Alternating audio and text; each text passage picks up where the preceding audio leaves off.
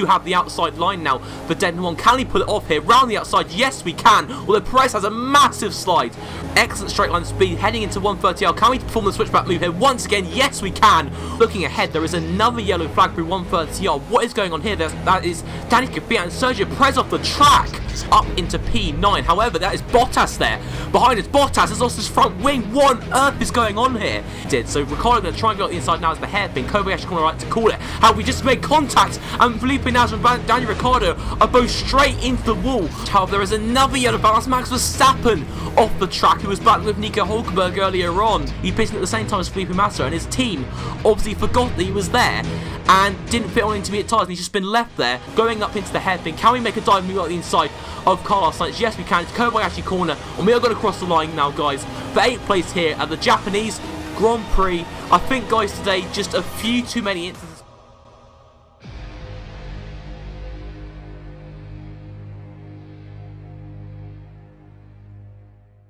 So guys, here I am today with part number 60 of my Felipe Nasr career mode here on F1 2015. It is back for good now, guys.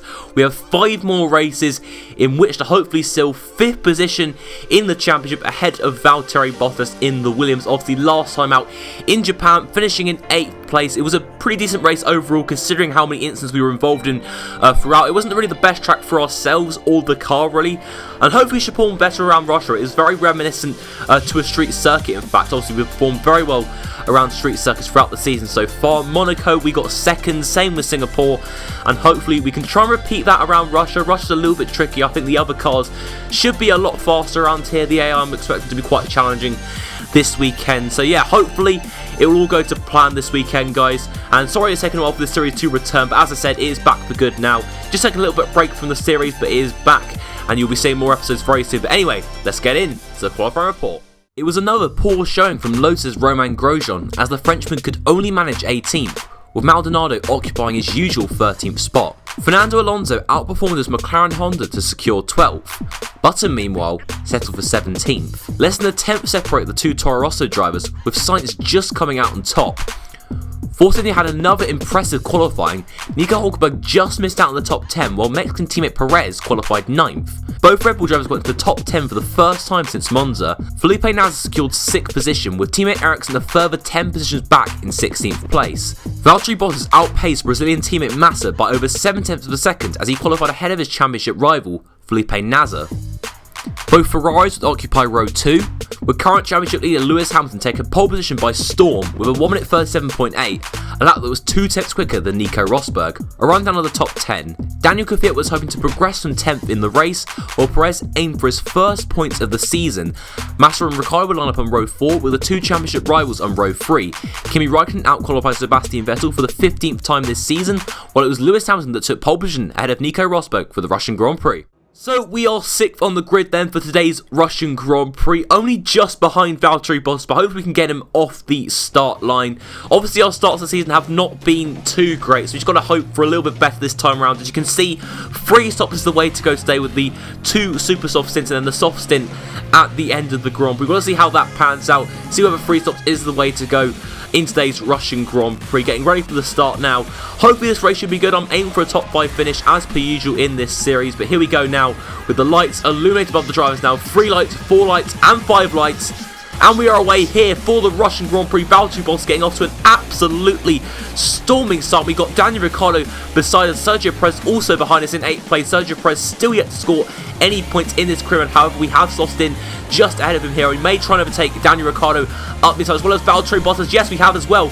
Not making any contact with Bottas, but Bottas obviously just being too gentleman like the AI are on this game, and a little bit of contact ahead with Rosberg and Räikkönen, but Vettel staying very tight to the inside. We're trying to go around the outside, but our car just not agreeing with us whatsoever. We are understeering out wide ever so slightly, but Rosberg and Räikkönen still battling out side by side through these first couple of corners in Sector 1, and behind us we still have Valtteri Bottas along with Daniel Ricciardo and also Sergio Perez in the Force India, but still can Rosberg finally make the move stick up the inside of Räikkönen? Not quite, but Vettel and myself are aiming to get involved here and try and get in on the piece of the action.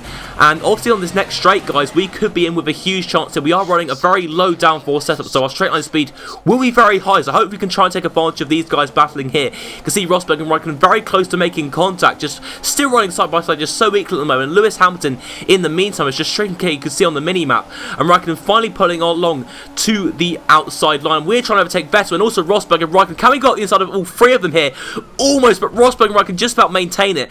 I think we have overtaken Sebastian Vettel. However, we have slotted into P4, so we have at least overtaken one car in that whole bit of drama there, but a huge bit of action there. And that's just the sort of things to come, guys. There is going to be a lot of action on that straight throughout the duration of this Grand Prix, but wow, that was quite a crazy first lap, but finally Raikkonen has settled into P2 ahead of Nico Rosberg and the Mercedes. While all that has happened, Lewis Hamilton has pulled out a good, I reckon, 3-second lead out front. We are 4.3 seconds behind him, or Rosberg's 4.3 seconds behind his teammate. So Lewis Hamilton is already, just streaking clear, dominating already, like he has done on so many occasions this season in this career mode. It looks like no one will really be beating him to the World Drivers' Championship this season. But currently going through Turn 1 and Turn 2 now, really getting on Nico Rosberg there. Rosberg taking a very cautious approach to that corner, and we're kind of aggressive through there. But no, once again, our car just really not letting us go full throttle through that very twisty left hand. You can see just braking far too late there and getting a load of understeer. But currently, guys, our pace is really promising, which certainly bodes well for the rest of the Grand Prix. Vettel is now on our inside, but he backs off, and we do maintain position 4 around the outside. And still behind Vettel is Valtteri Bottas, and hopefully Vettel can hold Valtteri Bottas behind as for as long as possible, really, because I don't want Valtteri Bottas to be gaining any positions on us. And we can hopefully increase our championship lead at the end of this race. But now on to lap 3, guys. Still not too far behind Rosberg and Raikkonen. Vettel and Bottas are still here at the moment. You can see now on board Sebastian Vettel, who has pulled away from Valtteri Bottas ever so slightly. Now Bottas runs wide into the curb and he spins into the wall. And I think that means that Valtteri Bottas is out of the Russian Grand Prix. He just spun on the curb there. I'm not really sure what happened. I think his rear tyres obviously just lit up and he just spun out of the exit.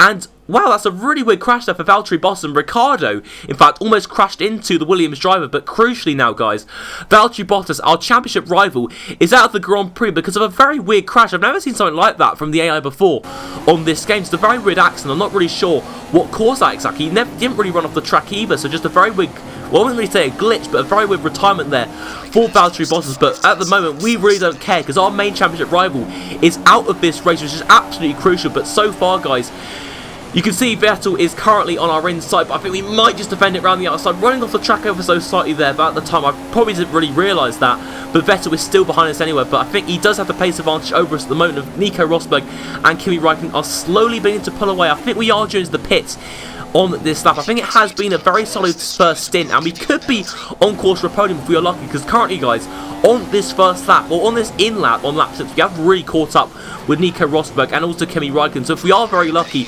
a podium could perhaps be a possibility today. But in the pits with us, guys, are the 2 Ferraris. I don't know what's happening there. I thought Co-Master solved that glitch where both of the teammates pitted in at the same time, but obviously not. And Sebastian Vettel will be held up an absolute treat because of this. But the most crucial thing is that Nico Rosberg has not pitted in, so me and Raikkonen could get an undercut on Nico Rosberg if we are very lucky. If we don't rejoin any traffic whatsoever, you can see on the minimap there our teammate Marcus Ericsson about to come through what you could argue is turn 1 here. Whereas Marcus Ericsson, I think we're going to rejoin just ahead of him here, who is currently racing the 2 McLaren. So once again, our teammate really not having the best of racing. Looks like points for him this weekend are very, very low once again. So very shameful there for Marcus Ericsson. Just such a shame once again that really it's just going to be us to get points for our team. And we've got most of the points for Sauber so far this season. Ericsson, I think, has only really got, I can't remember, I think it's like 9 or 10 points so far this season, which really is not ideal whatsoever. But now on to lap 7, guys.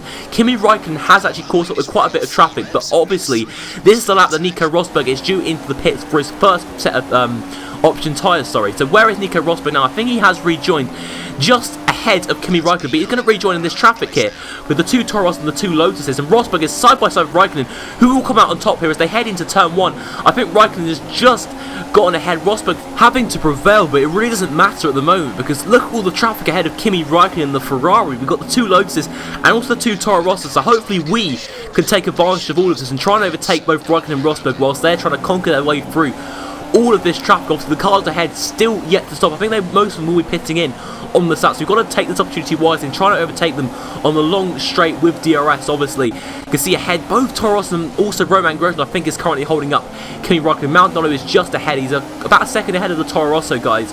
But hopefully, guys, we just need to line up here, get our car perfectly positioned to pull off a move on Nico Rosberg. This could be a very, very important overtake here if we are able to pull it off on this straight now with the DRS. Obviously, a podium is possible today, guys. If we overtake Rosberg and Raikkonen now, whilst they're being held up in traffic, this could really prove to be, such a good opportunity here. Can we perhaps pull it off? Not quite. Just not quite fast enough in the end. I think Raikkonen and Rosberg still being held up. However, we might try and do the switchback. A little bit of an undercut move here on both Rosberg and Grosjean. Can we pull it off here? Yes, we have. What a move there from Felipe Nasr. Brilliant stuff here. And Raikkonen currently just ahead of us. We might try a similar thing on Raikkonen, but I think both Toro Rosso cars are due into the pits. In fact, yes, they are. As we're now eyeing off move up the inside of Kimi Raikkonen, but both Toro Rosso cars trying to go to the pits together. They both slide across the track and hit the bollard. What on earth was that about there? With the two Toro Rosso cars, I think actually Max Verstappen was trying to go into the pit lane. Carlos Sainz wasn't. Verstappen was forcing his teammates to the pits with him, and that was how they collided. So very strange incident there. But in other news, we have Kimi Raikkonen all over us. He's going up the inside of turn 1 here. Can Kimi Raikkonen pull it off here? I think he has just about, and there's no way for us to defend it here. Raikkonen has got through into second place ahead of us. We are now into P3 at the moment, and now Nico Rosberg is still behind us, currently in position 4, so hopefully we can defend from him. But here is the replay of that really strange incident between Verstappen and Carlos Sainz. Verstappen trying to get into the pit lane, but obviously his teammate Carlos Sainz was there on the inside. Carlos Sainz obviously had the inside line, was trying to go for a move, obviously not aware that his teammate was due into the pit lane. But yet again, guys, another very odd incident here on an F1 2015 career mode episode. From Rosberg's POV, he got a very good view of it, and he was lucky actually not to be hit by the sliding Toro Rosso car, and Romain Grosjean on board from him now. He just got into the pits behind Max Verstappen, but I think the most effective from this incident was obviously Carlos Sainz, losing many seconds from that, and he basically spun out because of that. Look, he did half slide into the pit lane almost. But now onto lap 9, we are behind Kimi Raikkonen and also the final car in that little train. It was the Lotus of Pastor Maldonado. Now we get a brilliant exit out of the corner here just before the DRS activation point, so we have a brilliant run here on Kimi Raikkonen. We also have to watch out for Nico Rosberg in the Mercedes behind us. But where is Kimi Raikkonen? He's going to the outside, we're going to the inside. Can we pull it off here? Overtaking two cars on one straight here. Can we do it on Kimi Raikkonen? We make a little bit of contact with him here, but can we perhaps do a little bit of a switchback move? Not quite. We are forced out wide by Kimi Raikkonen. We are now into what is effectively position 3. Yes, we are into P3, trying to take Raikkonen, but it's not enough at the moment. The car is sliding around quite a bit and almost making contact with Maldonado there. But I think Pastor, the Venezuelan driver, is joining the pit lane now. Indeed he is, and it's currently we are in P3, so we are on course for what could potentially be a podium position today. But now, guys, on lap 13, we are actually due in for a second pit stop on lap 12. The team obviously wants us to do 3 stops. I decided to stay out because the tyres, the super soft tyres at the moment actually felt okay, and obviously the tyre wear around Russia is incredibly low, so I was contemplating at this point whether to actually stay out and perhaps do a 2-stop strategy. And the most worrying thing is here, guys, is that the AI didn't pit in either, so maybe the AI are doing 2 stops. I'm not entirely sure. We're going to have to wait and find out.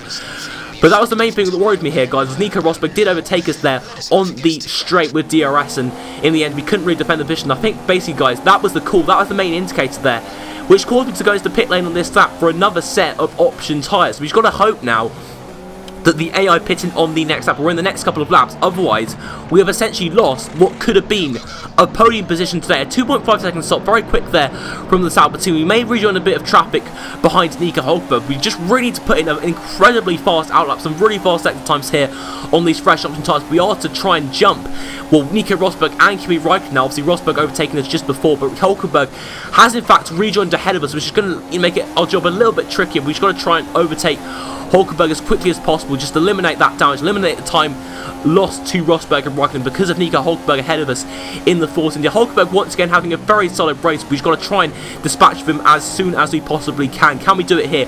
Up the inside of this next corner. We're going to go for it. We're going to try and go for it, but in the end, there's very little space in which to do so.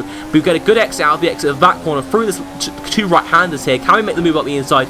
I think we have done here. Yes, Hulkenberg in the end backs off, and we are now up into what I believe is position 7. Yes, we are. Yes, we are in P7. And now, on to the next lap. We have set the fastest lap in the race, a 1 minute 39.3. But the most worrying thing is that it's taken the AI 3 more laps to pit in for another set of tyres, which is worrying. So if Raikkonen here is on the soft tyres, the yellow marked or yellow wall tyres, then we are basically screwed here. What tyres is Raikkonen on? He's really on ahead of us anyway, and he is indeed on the soft tyres.